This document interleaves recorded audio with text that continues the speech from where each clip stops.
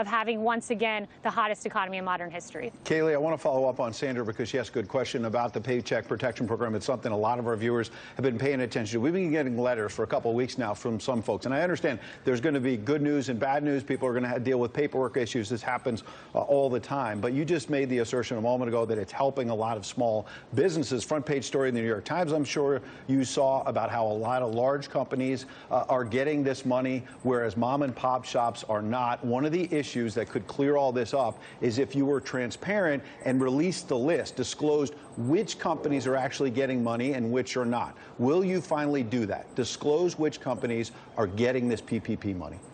Look, let me be very clear here, and I'm glad that you asked this.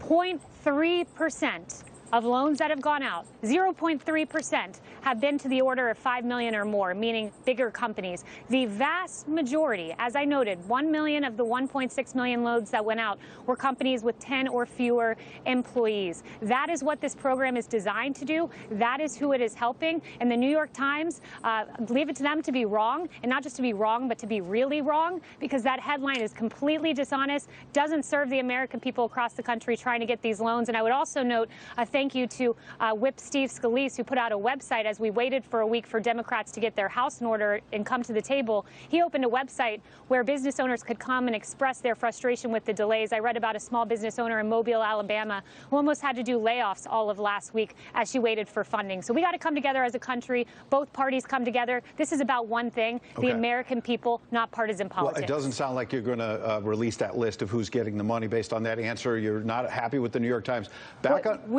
We're concerned with getting money to people right now. I mean, look, we're not concerned with cobbling a list together to please the media. Okay, back on April 9th, the president wasn't happy with the Wall Street Journal. They wrote that editorial saying his daily appearances before the media were, quote unquote, wasted briefings. They said it was a mistake to focus on grievances, back and forth with individual reporters. The president lashed out at that time, said the ratings on the briefings were fantastic. Now he seems to be pulling back. Are you finally acknowledging that maybe the briefings were a mistake?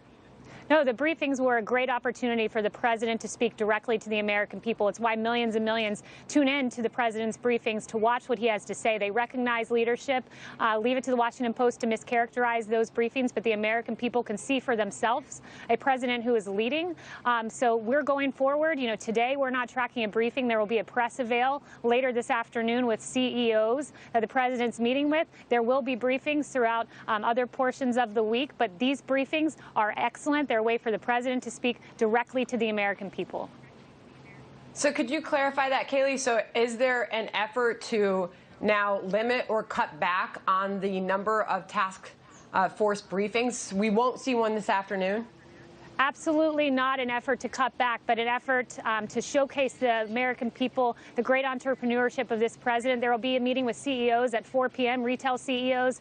Media will be in on that. They'll be watching the president interact with these great CEOs. So we're looking at different ways to showcase this president leading. The briefing's a key component of that. We will have briefings this week. But again, the media needs to not read into what's happening and look at this as an opportunity for the president to speak to the American people via the CEO meeting and later in the week during briefings as well.